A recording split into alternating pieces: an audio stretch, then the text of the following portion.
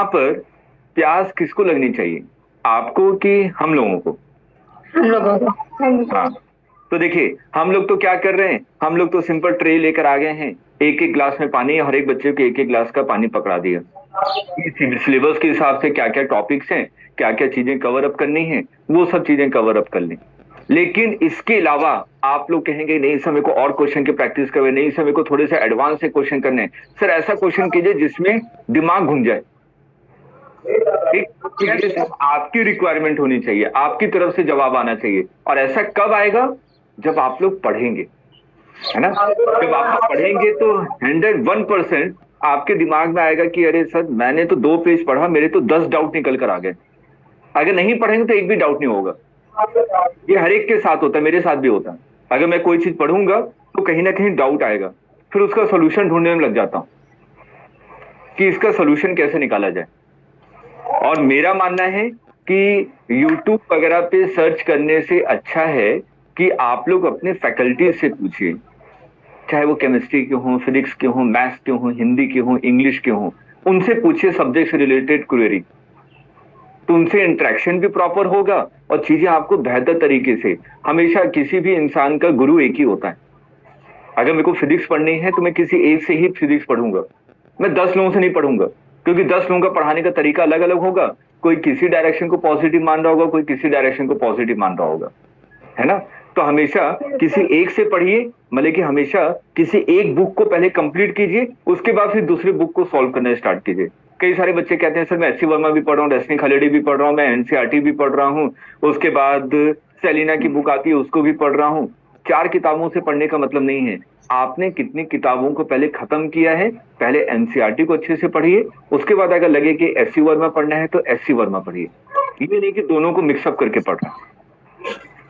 ठीक है, तो आज के दिन कौन से न्यू स्टूडेंट ज्वाइन हुए हैं? राशि मेरे को लग रहा है न्यू स्टूडेंट है। आज कौन से न्यू स्टूडेंट है बेटा, बताएंगे? एक बार अनम्यूट करके बता दीजिए कि कौन से न्यू स्टूडेंट हैं। आज एक बहुत दिलचस्प टॉपिक लूंगा मैं, वो सभी चीजों सभी बच्चों को समझ में आएगा। और जैसे कि मैं इतने दिनों से कह रहा हूं कि अगले हफ्ते से हम लोग क्या करेंगे, स्टार्टिंग से पढ़ेंगे और फटाफट पढ़ते हुए आगे चलेंगे। ठीक है, और उसकी टेंशन मत लीजिएगा, अक्टूबर एंड तक आपका सिलेबस कंप्लीट हो जाएगा। हाँ, कोई न्यू स्टूडेंट है? चैट बॉक्स पे किसी बच्चे ने रिप्लाई किया है। शिवांगी का सेकंड डे है। Kumkum very good evening. Okay Saurabh, Shivangi, Saurabh YouTube पे देखते हैं, ठीक है, देखना चाहिए। अच्छा, आप लोगों ने स्थितिज ऊर्जा के बारे में सुना है? स्थितिज ऊर्जा, हाँ सौरभ, उस वाले क्वेश्चन पे आता हूँ, उस वाले क्वेश्चन पे आता हूँ। मैं इसलिए थोड़ा सा रुक गया क्योंकि कुछ बच्चे जो न्यू स्टूडेंट हैं, है ना, उसके कारण मैं थोड़ा सा रुका हुआ हूँ। आपका क्वेश्चन याद है, पिछली बार तुरंत वो नेटवर्क ही डाउन हो गया था, तुरंत क्लास डिस्कनेक्ट हो गई थी आपके क्वेश्चन को सॉल्व करते हुए। ठीक है, आपका क्वेश्चन मेरे को याद है, 101% आपके क्वेश्चन को पूरे अच्छे से समझाऊंगा। ठीक है, ओके सौरभ, ठीक है, चलिए। अच्छा, आप लोगों ने स्थितिज ऊर्जा के बारे में सुना है? फटाफट बताइए। Yes sir. सुना है, ठीक।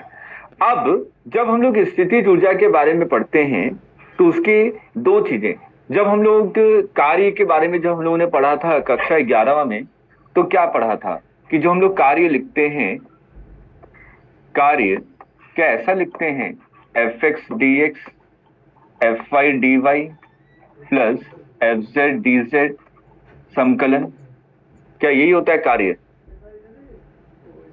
ऐसा फॉर्मूला पढ़ा था क्या क्या क्लास 11th में? बताइए, पढ़ा था क्या? नहीं पढ़ा था? अच्छा चलिए, ये तो पढ़ा होगा सभी लोगों ने कि small work done is equal to f dot d s. ये पढ़ा था क्या? Yes sir. Yes sir. ये आपने क्या कहा कि अगर मैं छोटा सा कार्य करूं तो ये होगा आपका फॉर्मूला। अब मुझे सोच कर बताइएगा कि ये जो एफ है ये सदिश राशि है ना? सदिश राशि। Yes sir. अगर ये सदिश राशि है तो क्या मैं इसको एफ एक्स आई कैप, एफ वाई जे cap, F Z K cap, ऐसा लिख सकता हूं। किसी भी सदिश राशि को लिखने का तरीका होता है ना, ए वेक्टर है तो A I cap plus B J cap plus C K cap, हाँ या ना? Yes sir. Yes sir. उसी तरीके से आपने कहा कि मेरे पास जो बल है वो क्या है, सदिश राशि है। इस सदिश राशि को आपने इस तरीके से लिखा, लिख सकता हूं? Yes sir. बेटा जवाब देंगे तभी क्लास का मजा आएगा। मेरा इंटरेस्ट तभी आता है जब बच्चों का जवाब आता है सामने से। ठीक है, अब ये डीएस क्या है, कोई बताएगा? सर छोटा सा दूरी। छोटा सा विस्थापन, दूरी नहीं, विस्थापन। छोटा सा विस्थापन। ठीक है, ये विस्थापन है, छोटा सा विस्थापन है। विस्थापन भी क्या है, सदिश राशि होती है। Yes sir. Yes sir. तो इस छोटे से विस्थापन को क्या मैं ऐसा लिख सकता हूं? Yes sir. देखिए ध्यान से देखिए, एक्स दिशा में कितना सा विस्थापन हुआ, dx, y में कितना हुआ, dy, और z में कितना हुआ, dz, और इसको आपने क्या लिखा, सदिश रूप में लिख दिया। क्लियर है बेटा सभी को? Yes sir. अब अगर मैं इन दोनों का क्या ले रहा हूं, कौन सा गुणनफल ले रहा हूं, डॉट, दो सदिश राशियों का डॉट लेता हूं। आपसे मैं सिंपल सा पूछूं, आई डॉट आई क्या होता है?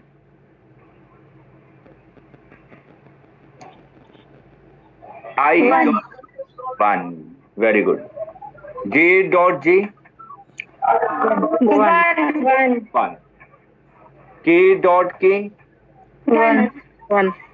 आई डॉट जे, जीरो। जीरो। क्यों? क्योंकि आई क्या है, एक्स दिशा में है, और जे क्या है, वाई दिशा में है। तो दोनों के बीच में कोण कितना है, 90 डिग्री, और कॉस 90 की वैल्यू कितनी होती है, 0। तो जब भी हम लोग दो चीजों का, दो सदिश राशियों का डॉट गुणनफल करते हैं, तो जो आई वाले हैं, जे वाले हैं और के वाले हैं, उन्हीं की वैल्यू मिलती है, हाँ या ना? Yes sir. अगर आई का जे के साथ करें, जे का के के साथ करें, के का आई के साथ करें, तो वैल्यू कितनी मिलेगी, जीरो। जीरो। अब इन दोनों का मुझे क्या करना है, डॉट, डॉट लेना है। यस। तो अगर मैं इन दोनों का डॉट लूंगा तो छोटा सा कार्य आएगा। Yes sir. वो कितना होगा, आई का आई के साथ, तो क्या बचेगा, एफ एक्स डी एक्स ना। Yes sir. आई डॉट आई तो 1 हो गया। जे का जे के साथ क्या मिलेगा, एफ वाई डी वाई। के का के साथ क्या मिलेगा, ये तो छोटा सा कार्य हुआ। अगर मेरे को पूर्ण कार्य निकालना है तो क्या समकलन करूंगा, तो क्या मुझे पूरा कार्य मिल जाएगा? यही है ना फॉर्मूला। देखिए क्लियर है सभी को? सिर्फ ज्ञान को क्लियर है और भूमिका को क्लियर है क्या बेटा? एक बार फिर से समझा दीजिए। कहाँ से? सर ये डीएस से, ये वाला, इससे ऊपर सर। ये दोनों, अच्छा इन दोनों का गुणनफल, इन दोनों का गुणनफल समझा दूं कैसे मैंने डॉट लिया है? अच्छा चलिए इसको थोड़ा सा डिटेल में देखते हैं। आपने लिखा एफ डॉट डी एस, तो एफ का मान कितना था, एफ एक्स आई कैप प्लस एफ वाई जे cap plus F Z K cap,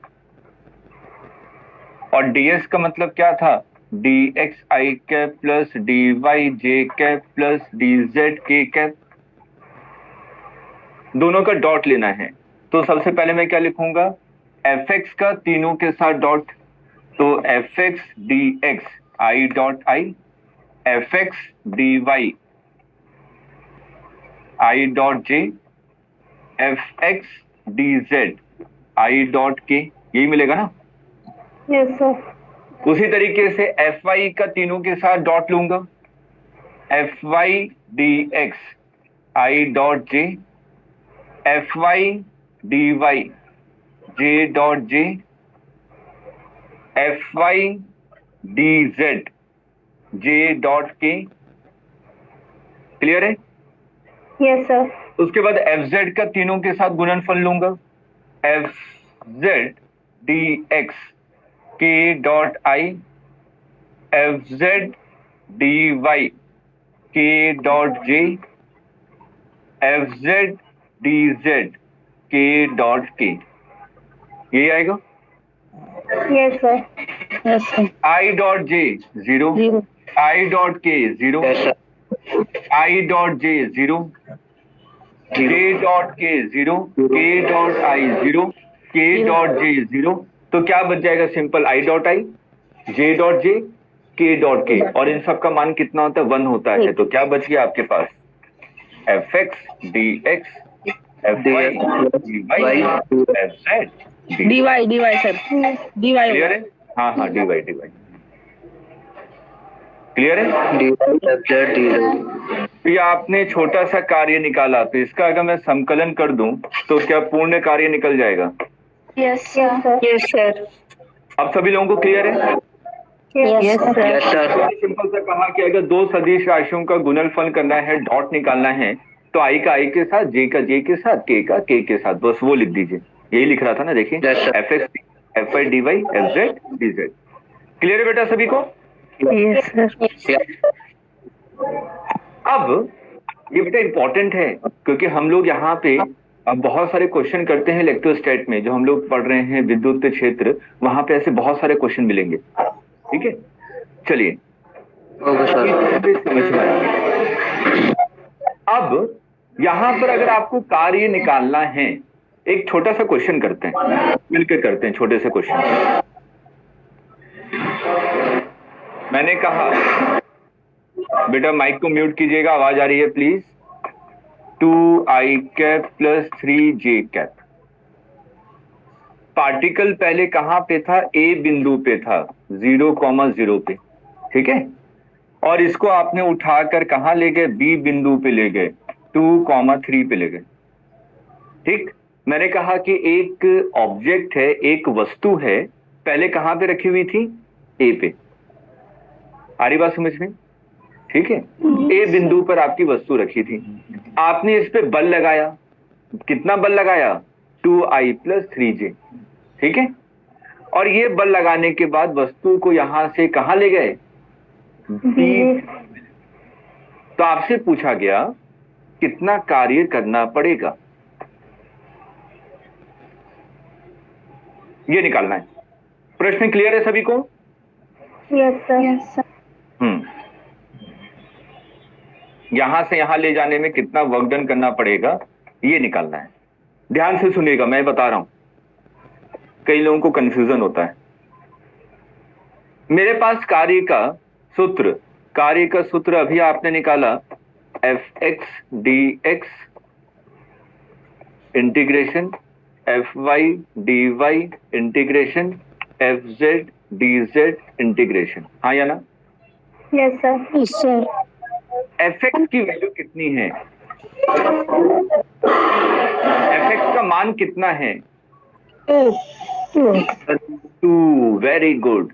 आई का जो कोफिशिएंट होता है वही क्या है? एफ एक्स है। तो आई का कोफिशिएंट कितना है? 2dx। एफ वाई का मान कितना है बेटा? 3।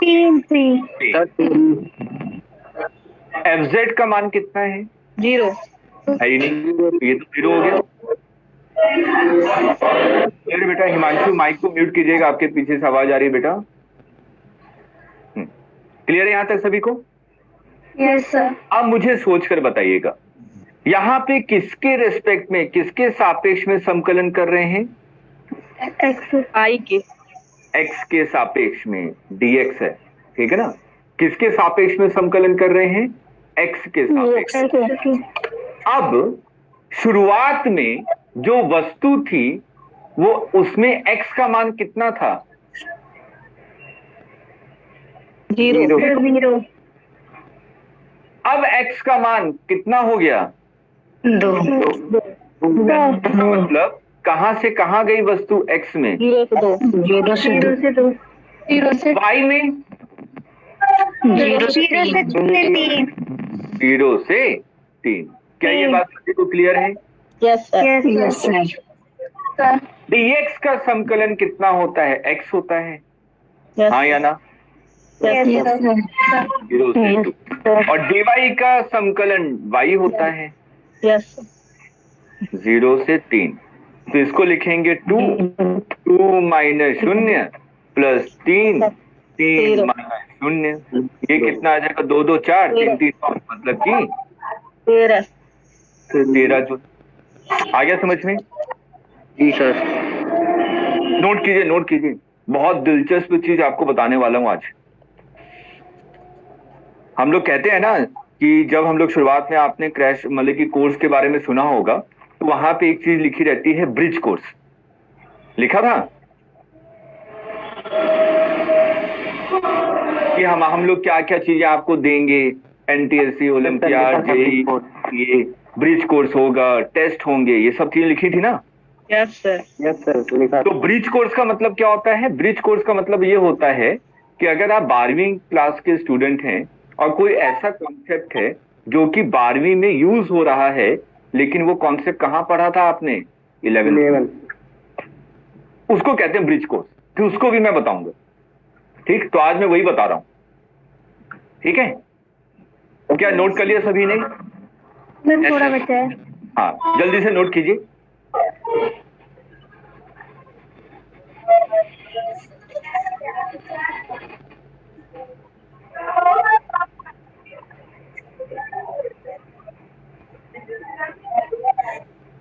और जिसके माइक में भी आवाज आए तो प्लीज खुद से म्यूट कर दीजिए, मेरे को बोलने की आवश्यकता ना पड़े। Done sir. ठीक है बेटा, सभी का नोट हो गया? Yes, sir. ठीक है, अब एक और एग्जांपल लेते हैं। माइक को म्यूट कीजिएगा बेटा। मैंने कहा F force is equal to x I cap plus y J cap. वस्तु पहले A बिंदु पे थी, अब वस्तु को आप B बिंदु पे ले गए, तो कितना कार्य करना पड़ेगा ये निकालना है। आया समझ में? Yes, sir. ये बल दिया हुआ है और आपने वस्तु को A से उठाकर कहाँ ले गए? B बिंदु पे ले गए। तो आपसे पूछा गया इस बल के द्वारा किया हुआ कार्य कितना होगा, ये बताइए। चलिए देखते हैं, मिलके करते हैं।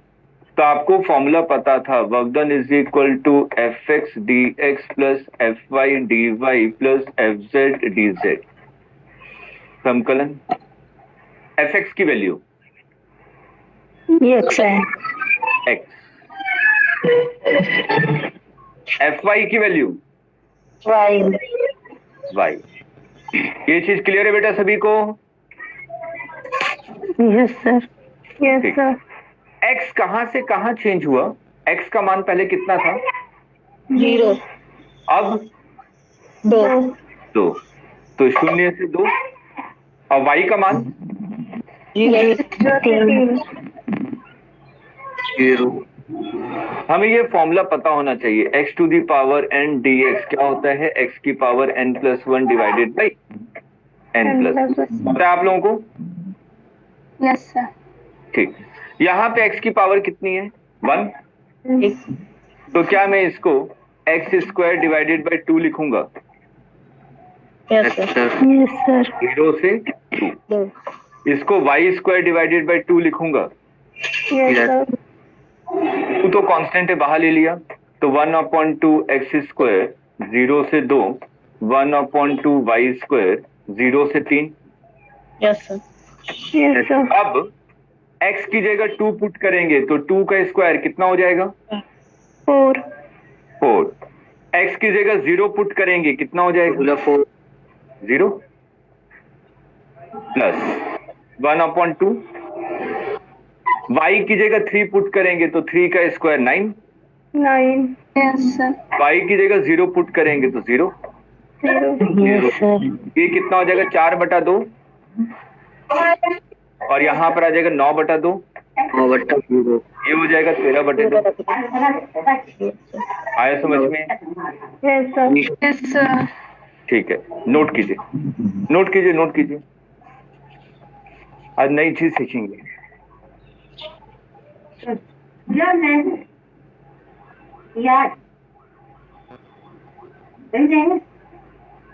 बेटा प्लीज माइक को म्यूट कीजिएगा, पीछे से कोई बोल रहा है आपके।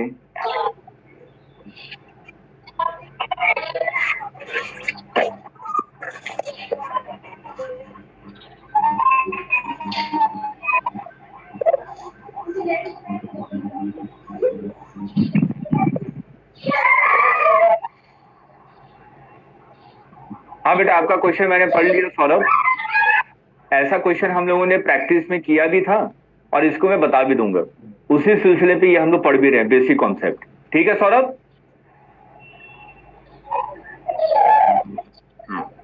उसी कॉन्सेप्ट पे हम लोग ये चीज कर रहे हैं। नोट कर लिया बेटा?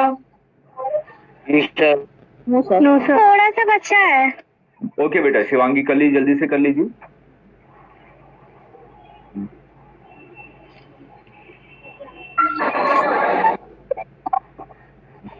प्लीज माइक को म्यूट कीजिएगा बेटा, जहां से आवाज आ रही है। आपको पता है कि कहां से आ रही होगी। यस सर, हो गया। हो गया सभी का? Yes sir. ठीक है, चलिए एक और लेते हैं एग्जाम्पल।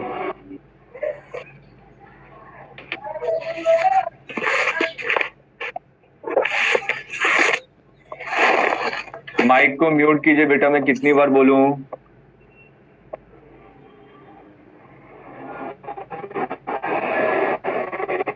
ये है। अब यहां पे आपसे बोला गया कि वही निकालिए कार्य, ए से बी ले जा रहे हैं, ठीक है? और आपको क्या निकालना है? कार्य निकालना है। करते हैं, मिलकर करते हैं, ध्यान से सुनिएगा। अगर मैं कार्य लिखूं तो fx dx plus fy dy plus fz dz, यही होता है। Yes sir. fx कितना है? बाई। y dx। fy कितना है? X dy। इसी का समकलन करना है ना, fz तो 0 है। Yes sir. हाँ या ना? Yes sir. अगर आप यहाँ पे ध्यान से देखें, पहले वाले में किसके सापेक्ष में समकलन कर रहे हैं? एक्स के सापेक्ष। लेकिन वेरिएबल क्या है? बाई। कर सकते हैं क्या? नहीं। जिसके सापेक्ष में समकलन करना हो वही वेरिएबल होना चाहिए। हाँ या ना? Yes sir. यस। यहाँ पर किसके सापेक्ष में कर रहे हैं? वाई के और क्या है वेरिएबल? यस। एक्स। यहां पर हम लोग क्या करते हैं? Partial integration. ठीक है? अब उसकी हिंदी पे मत जाइएगा कि इसका हिंदी क्या कहते हैं, क्योंकि मेरे को भी नहीं पता। ठीक, लेकिन समझ में आ जाएगा मैं क्या समझाना चाहता हूं। ठीक है? एक नया तरीका होता है ऐसे क्वेश्चन को करने का, ध्यान से सुनिएगा। y को क्या मान लेंगे? नियतांक। ठीक, y को आपने क्या मान लिया? नियतांक। तो dx का समकलन कितना होगा? ये आ गया? Yes sir. इसका ये आ गया। यहां पर x को क्या मान लेंगे? नियतांक। dy का समकलन क्या होगा? क्या ये दोनों बराबर आ गए? Yes sir. X y y x दोनों एक ही है ना? Yes sir. अगर ऐसा आ गया तो हम लोग ये जो चीज आपने लिखी है इसको क्या लिख देते हैं? डी, और जो आया है ऐसा। आया समझ में? सर नहीं आया। Yes sir. ये चीज आ गई ना? ये चीज आ गई? Yes sir. Yes sir. तो आपने कहा ये जो चीज थी इसको अब मैं क्या लिख दूंगा? वही स्मॉल डी जो आया था उसके सापेक्ष में समकलन। अब आया? सुनिए ऐसा क्यों लिखा मैंने। आपने PV is equal to NRT पढ़ा है क्या? Yes, Yes, sir. sir. Yes, sir. थोड़ा केमिस्ट्री से कोरिलेट करते हैं तब आपको याद आ जाएगा। अगर टी नियतांक है, नियतांक है, नियत है, ठीक है, कांस्टेंट है। अगर ये कांस्टेंट है तो मेरे को इसको क्या करना है? अवकलन करना है इसका। क्या करना है बेटा? अवकलन करना है। कीजिए, अब बताइए क्या आता है अवकलन। कीजिए कीजिए फटाफट। आप लोग केमिस्ट्री में भी करते हैं और क्लास 11th में भी किया है। कीजिए, ट्राई कीजिए एक बार।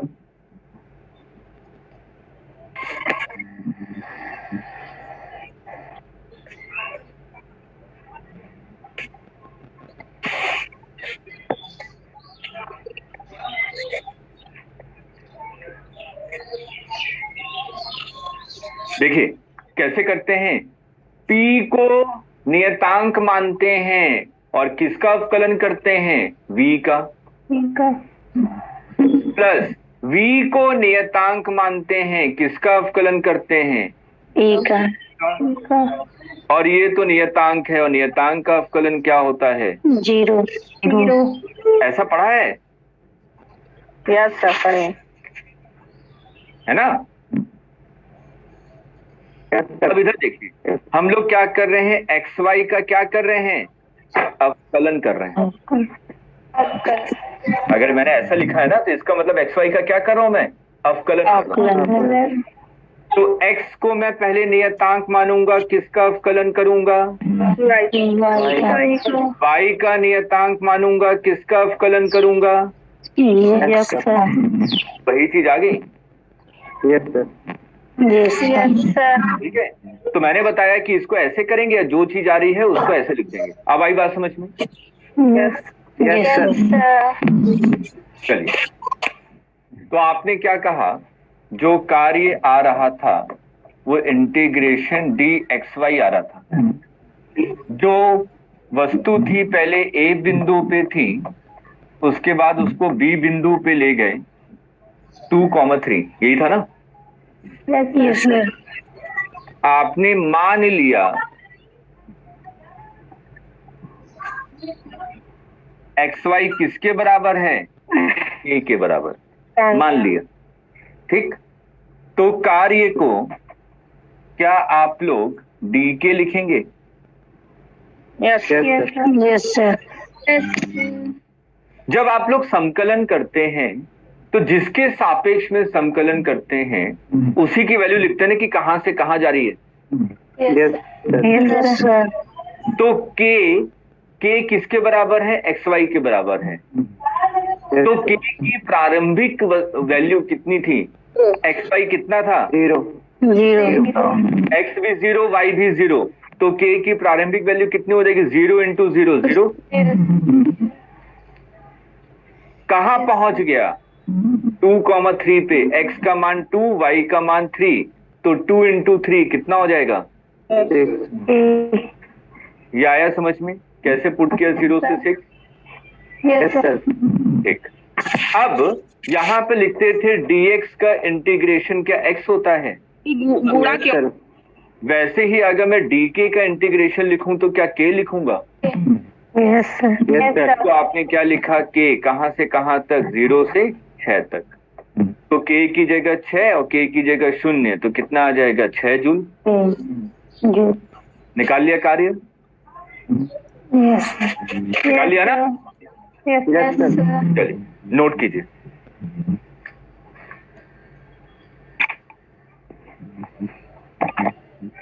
शिवांगी, सर्वेश, राशि, कुमकुम, ज्ञान प्रकाश, अर्णव, बेटा समझ में आ रही हैं बातें? क्योंकि आप लोगों का माइक म्यूट है। ओके सर्वेश, अर्णव, ज्ञान प्रकाश, ठीक है। और सभी बच्चे? राशि, शिवांगी, कुमकुम? Yes, sir. आ रहा है यहाँ तक बेटा समझ में? Yes, sir. ठीक है, ओके बेटा, जल्दी जल्दी नोट कीजिए।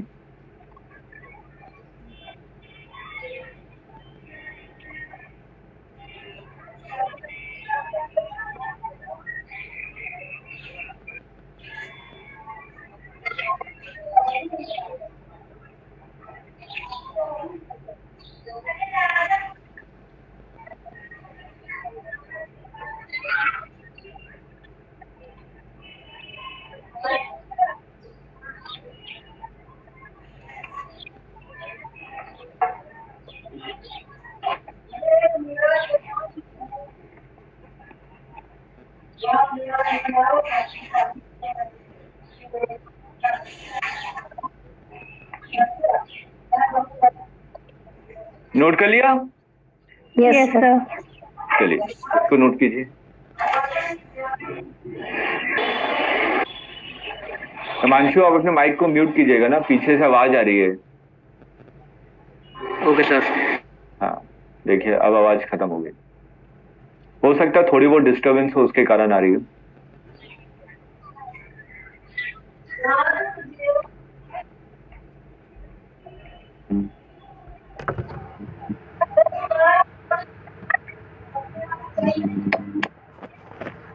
उजमा बेटा आया समझ में? Yes sir. ठीक है, नोट कर लिया सभी ने? Yes sir. ठीक, अब ध्यान से एक और करते हैं। मैंने कहा F is equal to y i cap, ये पहले A बिंदु पे था, अब इसको B बिंदु पे ले गए, तो कितना कार्य होगा ये निकालना है। तो हमारे पास फॉर्मूला क्या था? Work done is equal to Fx dx plus Fy dy plus Fz dz, ये था। Yes sir. अब Fx की वैल्यू कितनी है यहाँ पे? वाई। कैसे करेंगे सोचिए जरा सा।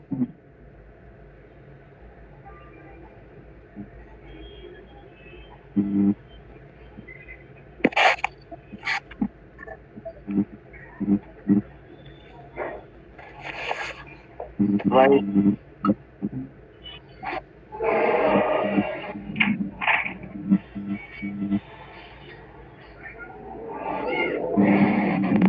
कैसे करेंगे?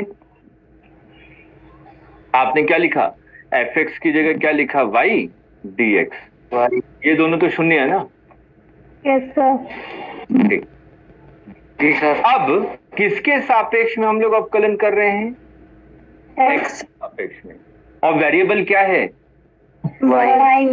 वाई। तो क्या मैं इसका संकलन कर सकता हूं? No sir. नहीं, क्योंकि पिछले बार वाले में हम लोग इसलिए कर पा रहे थे क्योंकि दो दो चीजें मौजूद थी, तो हम लोग इस तरीके से कर लिया हम लोगों ने, है ना? यहां पे Yes, ऐसे sir. कुछ नहीं। अगर मैं y को as a function of x लिख दूं, जैसे कि मैंने कहा कि y का मान कितना था? x स्क्वायर था, ठीक है? y का मान कितना था? x स्क्वायर था। अब मैं इसको यहाँ पे पुट करूंगा तो क्या ये x स्क्वायर dx हो जाएगा? हो जाएगा? यस। मैंने मान लिया कि y का मान मान लीजिए कितना है? x स्क्वायर है। y is equal to X, ऐसे इक्वेशन पढ़ते हैं ना, y is equal to A X plus B plus C, या y is equal to A X square, ऐसे बहुत सारे इक्वेशन पढ़ते हैं आप लोग गणित में, और पढ़ते आ भी रहे, पहले भी पढ़ा होगा। पढ़ा है ऐसा? Yes sir. तो आपने कहा कि इस समकलन को आप कब सॉल्व कर पाएंगे? जब y को as a function of x लिख सकें, क्योंकि जैसे आपने x लिख दिया, क्या इसको सॉल्व कर सकते हैं? हाँ या ना? Yes sir. Yes sir. कर सकते हैं ना? अगर मैं एक चीज पूछूं कि जो वस्तु है वो किस परिपथ से होके गुजर रही है, उस परिपथ की इक्वेशन क्या होगी? आप कैसे लिखते हैं?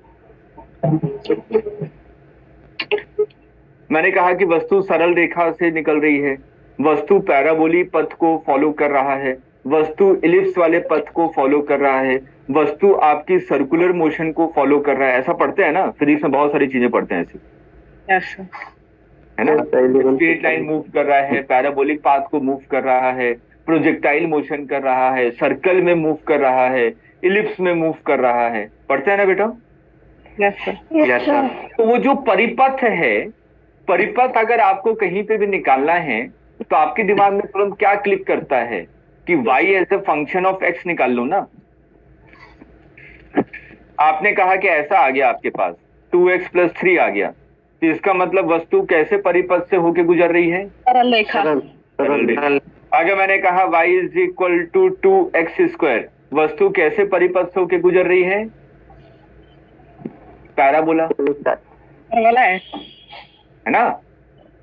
अरे पढ़ा है ना ये सब?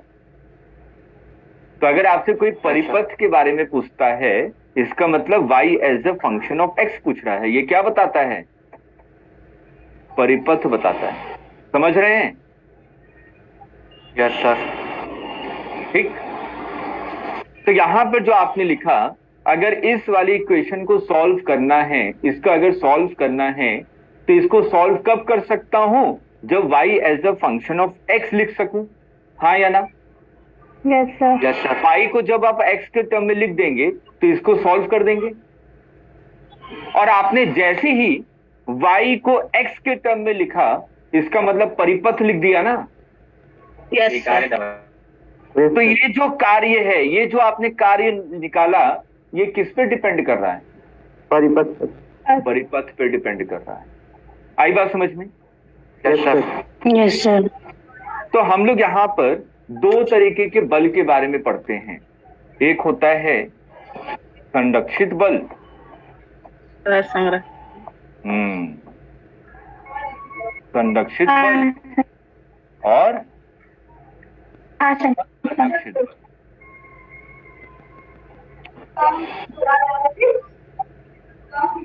तो संरक्षित बल का मतलब क्या हुआ? जो कार्य है वो पथ पर निर्भर ना करे। तो ऐसे बल को क्या कहते हैं? संरक्षित बल कहते हैं। यदि कार्य पथ पर निर्भर कर रहा है तो वैसे बल को क्या कहते हैं? असंरक्षित बल। तो अगर मैं एग्जाम्पल में देखूं, ये जितने क्वेश्चन आपने सॉल्व किए, ये पहला क्वेश्चन सॉल्व किया, क्या कहीं पे भी मेरे को y as a function of x लिखने की आवश्यकता पड़ी क्या? कार्य निकाल लिया। इसमें पड़ी क्या? नहीं। इसमें पड़ी क्या? No sir. नहीं। लेकिन जब हम लोग आखिरी वाले में आए, इसमें जब तक मैं y as a function of x ना लिख दूं, तब तक मैं कार्य नहीं निकाल सकता। इसका मतलब ये जो बल है, ये कैसा बल है? ये कैसा बल है? असंरक्षित बल है। हाँ, बिल्कुल सही बेटा। आगे बात समझ में सभी को? ठीक, चलिए नोट कर लिया ना सबने यहाँ तक? Yes sir. ठीक है। अब देखिए एक चीज और समझते हैं। मैं इधर लिख देता हूं। संरक्षित बल का मतलब क्या हुआ? कार्य पथ पर निर्भर ना करे। ना करे। ना।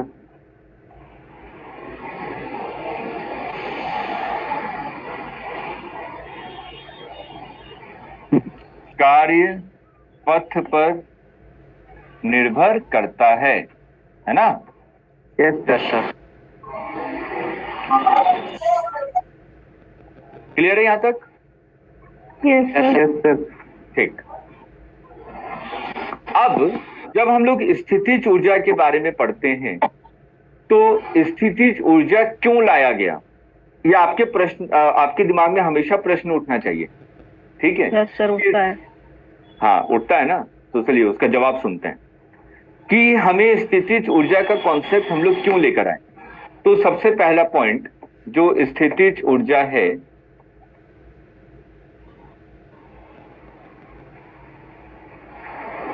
पोटेंशियल एनर्जी, ये हम लोग कब डिफाइन करते हैं? सिर्फ और सिर्फ किसके लिए?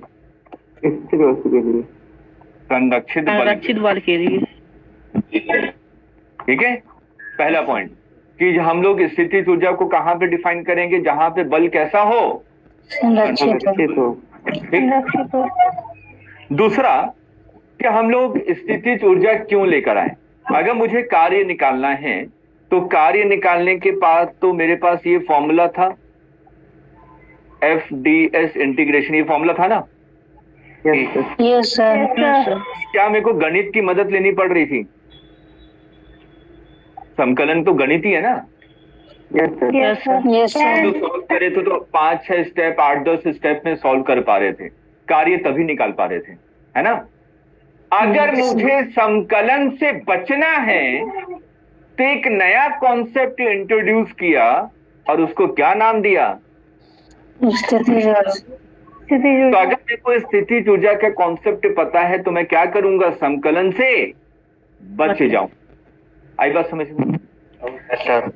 ठीक, लिख लीजिए, ये 2 पॉइंट लिख लीजिए, फिर देखिए कितनी खूबसूरत है फिजिक्स। तो कैसे बच जाएंगे? क्या बेटा? तो कैसे संकलन से बच जाएंगे? अभी बता रहा हूं ना, अभी तो मैं लिखने के लिए कह रहा हूं। Okay sir. ठीक है, अभी तो बताऊंगा।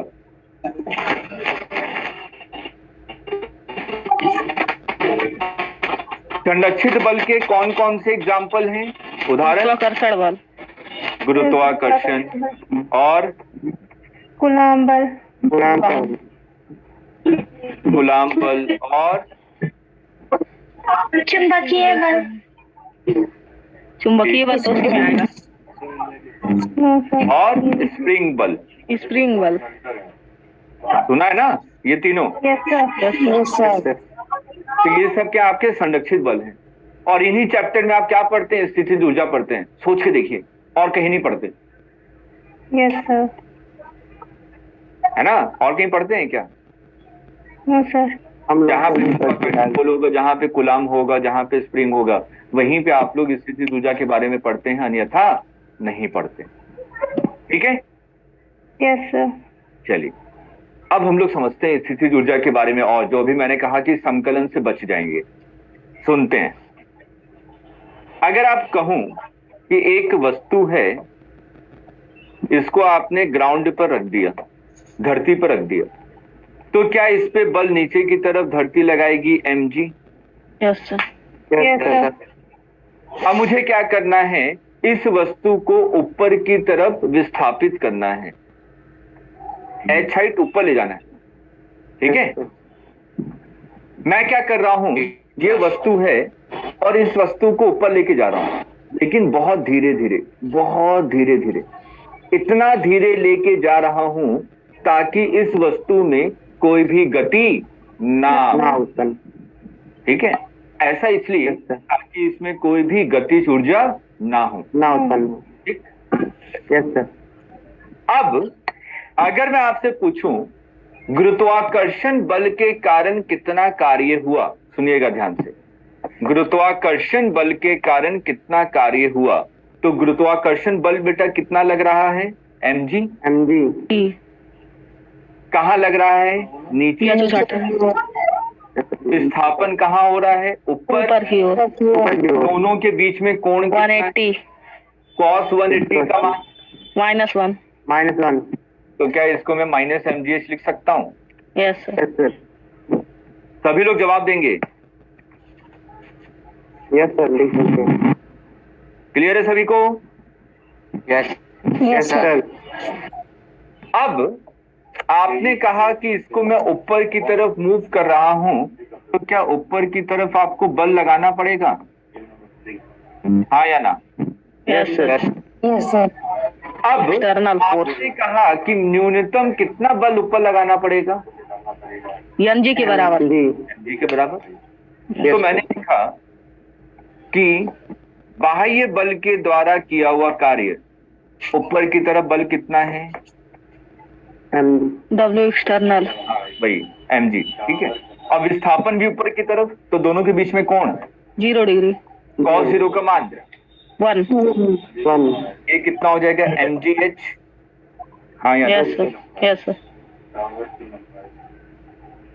अब सुनिए, और हमने पढ़ा है ऊर्जा का संरक्षण, सभी लोगों ने पढ़ा है। Yes sir. Yes sir. तो क्या कहता है कि ऊर्जा एक फॉर्म से दूसरे फॉर्म में कन्वर्ट हो सकती है, ऊर्जा को कभी भी नष्ट नहीं किया जा सकता। नहीं किया जा सकता। ठीक। अब आप सुनिए ध्यान से, मैंने कहा ये वस्तु यहां रखी हुई थी, इसको मैं इस पे कार्य कर रहा हूं, अगर मुझे इसको ऊपर की तरफ विस्थापित करना है तो क्या मुझे कार्य करना पड़ेगा? यस सर, करना पड़ेगा। तभी तो इसको मैं विस्थापित कर पाऊंगा। तो मैंने जो कार्य किया वो ऊर्जा कहां गई?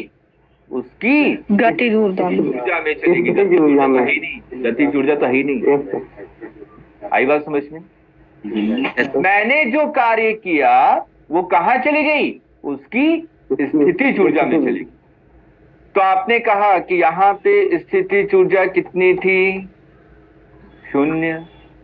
यहाँ पे स्थितिज ऊर्जा आपको क्या निकालनी है? तो मैं क्या कहूंगा कि जितना कार्य आपने किया था क्या वो u final minus u initial के बराबर होगा?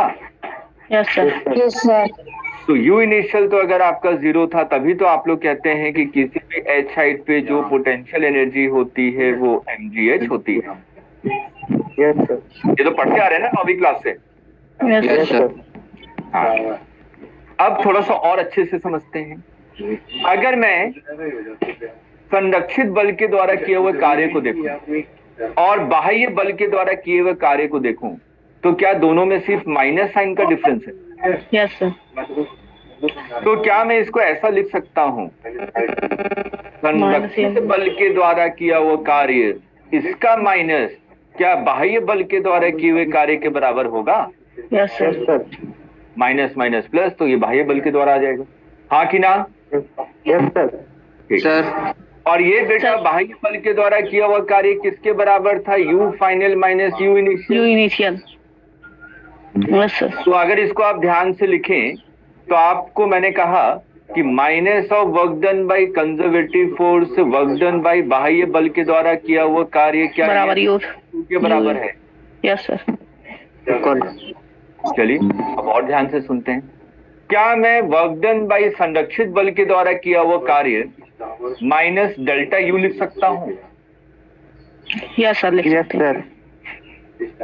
अब मैंने कहा कि छोटा सा किया हुआ कार्य संरक्षित बल के द्वारा छोटा सा किया हुआ कार्य क्या ये माइनस डी यू के बराबर होगा? Yes sir. क्या बल, मैंने कहा कि बल मैंने एक्स दिशा में लगाया और वस्तु भी एक्स दिशा में विस्थापित हो रही है, तो दोनों के बीच में कोण 0 डिग्री। 0 डिग्री। तो क्या मैं छोटे से कार्य को एफ डी एक्स लिख सकता हूं? Yes sir. Yes sir. Is equal to minus D u. क्या मैं फोर्स को minus D u divided by d x लिख सकता हूं? Yes sir. यस। क्या फोर्स जो बल है वो एक सदिश राशि है? Yes yes sir. सर। तो कोई जरूरी है कि जो मैं बल लगाऊं उसके कारण वस्तु की विस्थापन सिर्फ एक्स दिशा में हो? कोई जरूरी? No sir. तो अगर आपको जनरल लिखना है तो क्या मैं ऐसा लिख सकता हूं एफ एक्स आई कैप प्लस एफ वाई जे cap plus F Z K cap? Yes sir. Yes sir. तो एफ एक्स का मान कितना था? माइनस माइनस डी यू डेबर एक्स था। उसी तरीके से एफ वाई का मान कितना होगा? डेबर यू डिवाइडेड बाई डेबर वाई होगा। और उसी तरीके से एफ जेड का मान कितना होगा? डेबर यू डिवाइडेड बाई डेबर जेड होगा। हाँ या ना? सर यहाँ पर डेबर क्यों लिखा गया? सर। एक डेवर क्या होता है? हम लोग यहाँ पे पार्शियल डिफरेंशिएशन करते हैं। जैसे भी कह रहा था ना कि x को कांस्टेंट करेंगे, y को डिफरेंशिएट करेंगे, y को कांस्टेंट रखेंगे, x को डिफरेंशिएट करेंगे, इसको कहते हैं पार्शियल डिफरेंशिएशन। इसलिए उसको साइन हम लोग डेबर लिख देते हैं। आई बात समझ में? Yes sir. तो क्या बल हमारा ये आ गया? हाँ या ना? Yes sir. Yes sir. Yes sir. तो अभी एक बच्चे ने पूछा था सर हम लोग संकलन से कैसे बच गए? ठीक, यस सर। कि हम लोग संकलन से कैसे बच गए? मैंने कहा कि वस्तु अभी आपकी यहां रखी थी धरती पर, ठीक। अब मैं इसको किसी h हाइट पे ले गया तो मैंने कितना कार्य किया? तो मैं तो सिंपल ये लिखूंगा कि पहले यहाँ पे इनिशियल था, ये आपका फाइनल था, तो बाह्य बल के द्वारा किया हुआ कार्य u final minus u initial होगा। ये हो गया संकलन करना पड़ा क्या कहीं पे भी? No sir. नो। नहीं ना। अभी हम लोग इलेक्ट्रोस्टैट पे भी ये सब काम करेंगे, लेकिन इसकी स्टार्टिंग कहां से हुई थी? क्लास 11th में। यस। ये क्लास 11th है। अगर किसी के दिमाग में ये आ रहा है तो कि नहीं ये तो 12th में है, बेटा ये 11th में है, क्लियर है सभी को? Yes sir. ठीक, अगर जो पुराने बच्चों को उन्होंने देखा होगा, यहीं से मैंने फिर डेरिवेशन निकाल दिया था आप लोगों का। E is equal to minus डेबर V अपॉन डेबर X माइनस डेबर V अपॉन डेबर Y माइनस डेबर V अपॉन डेबर Z। E is equal to डेबर V डिवाइडेड बाय DR लिखा था, पढ़ते हैं ना? Yes sir. वो सब चीजें यहीं से आती हैं। क्लियर है सभी को? Yes sir. शिवांगी बेटा आया समझ में? सर ये DWC बराबर माइनस DU कैसे आया? ऊपर से आया, उसके ऊपर क्या लिखा है? डेल्टा WC बराबर माइनस डेल्टा U। डेल्टा की जगह मैंने स्मॉल डी लिख दिया।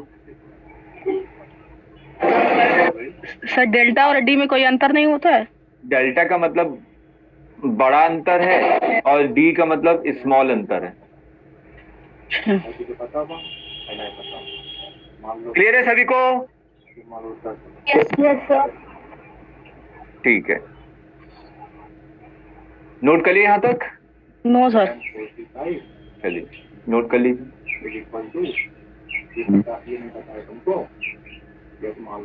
तो जो आज मैंने पढ़ाया इसको भूलिएगा नहीं बेटा, क्योंकि हम लोगों को स्थितिज ऊर्जा, विद्युत क्षेत्र में भी पढ़ना है और आपको विभव भी पढ़ना है। पढ़ते हैं ना? हमारा दूसरा चैप्टर यही है। और इसकी स्टार्टिंग कहाँ से है? क्लास 11 क्लास से। 11।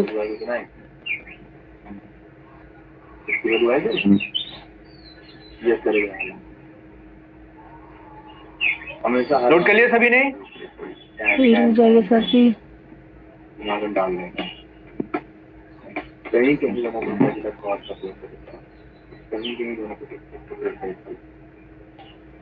ठीक है। अर्चना समझ में आया? Yes sir. देखिए मेरे को बताया, कभी कभार थोड़ा सा ज्यादा बताने में बताया डर लगता है कि अगर मैं ज्यादा बताऊं तो उसके कारण आपको घबराहट ना होने लगे कि इतनी सारी चीजें कहाँ से आ गई। ठीक है, लेकिन ये सब चीजें हमें आनी चाहिए। ठीक है, तभी हम लोग कुछ आगे भविष्य में कर पाएंगे। ठीक है बेटा? Yes sir. तो आज हम लोग यहीं तक रखते हैं और अगली क्लास में जो आपका मैं अगले वीक से जो स्टार्ट होगा, बिल्कुल स्टार्टिंग से पढ़ेंगे। ठीक है, और चीजों को बेहतर तरीके से समझते हुए चलेंगे। तो अगर कहीं पे भी आपको, लेकिन उसको क्लास को अटेंड करने से पहले आप लोग एनसीईआरटी के 2-4 पेज को पढ़ कर आएंगे पढ़ के? Yes sir. Yes sir. Starting की चीजों को पढ़ कर आएगा ताकि आप लोग क्लास में जवाब भी दे सकें। अगर आपके दिमाग में कोई कंफ्यूजन हो तो उसको पूछ भी सकें। सर फर्स्ट चैप्टर का ना? हाँ बिल्कुल स्टार्टिंग से, बिल्कुल स्टार्टिंग से फर्स्ट चैप्टर। Yes sir. ठीक है बेटा? Yes sir. तो चलिए फिर मंडे को मुलाकात करते हैं सेम टाइम पे, क्वेश्चन ट्यूसडे को। ठीक है? क्वेश्चन बता दीजिए। हाँ सौरभ क्या बोल रहे हैं बेटा? Sir question. हाँ बेटा आपका क्वेश्चन इसलिए मैंने वेट करके रुका हुआ है। मैंने बोला ना कि एक बार जो शुरू से बता रहा हूँ तो उसके बाद देखिएगा मेरे बताते बताते आप खुद ही आंसर दे देंगे। मैं आंसर आपकी तरफ से चाहता हूं, मेरी तरफ से आपको आंसर ना मिले। ठीक है सौरभ, इससे मैंने बोला बस थोड़ा सा वेट कीजिए 2-3 क्लास का। 2-3 क्लास तक अगले शनिवार को आप मेरे को आंसर खुद बता रहे होंगे। देखिए ऐसी जादू है। ठीक है? हाँ तो थोड़ा सा वेट कीजिए, अगले शनिवार को देखिए तो जितने बच्चे हैं इन्होंने जो क्वेश्चन पूछा था, याद है ना पिछले हफ्ते, पिछली क्लास में क्वेश्चन पूछा था कि पानी में रखा हुआ है और वायु में रखा है, आधा पानी है आधा वायु है, तो दोनों के बीच में कोलम्बिक बल कितना होगा ये निकालना है। ठीक? तो इनके साथ साथ आप लोग भी सोचिएगा और याद रखिएगा कि मैंने कहा है कि अगले शनिवार तक आप लोग इसका जवाब मुझे दे देंगे और देखिएगा कोई ना कोई मेरे को जवाब दे देगा। ठीक है? Yes sir. हाँ, क्योंकि कॉन्सेप्चुअल क्वेश्चन है, हम लोग कॉन्सेप्ट को दोबारा पढ़ रहे हैं, तो हो सकता है कि उस कॉन्सेप्ट से आप लोग लिंक कर पाए उस क्वेश्चन को। ठीक है बेटा? चलिए फिर हम लोग मिलते हैं अगले मंगलवार को और स्टार्टिंग से चीजों को फिर से पढ़ना स्टार्ट करेंगे। ओके? सर हाँ बेटा बोलिए। सर मेरे पास 2-3 क्वेश्चन है तो मैं उसको टेलीग्राम में भेज सकती हूँ। हाँ हाँ हाँ, आराम से सर टेलीग्राम। लेकिन टेलीग्राम में मैं जुड़ी हुई नहीं हूँ। अच्छा, आप जुड़ी हुई नहीं है, मैं अखिलेश से कह के कहता हूँ कि एक बार आपको जोड़ देंगे भूमिका को, ठीक है? Yes sir. ठीक है, मैं कह दूंगा। शिवांगी को पे। ठीक है बेटा, शिवांगी को भी कह दूंगा कि शिवांगी और भूमिका को क्लास 12th में जोड़ दें। Okay, yes sir. Yes sir. चलिए फिर अगले मंगलवार को मिलते हैं, लेकिन थोड़ा सा आप लोग पढ़ कर आएंगे। ओके बेटा? Yes sir. Yes sir. Okay Arnav, आपका भी ठीक है। 3 बच्चे हैं, अर्नव है, शिवांगी है और भूमिका है। ओके बेटा, चलिए take care, bye bye. Bye sir. Bye बेटा, बाय। Bye bye.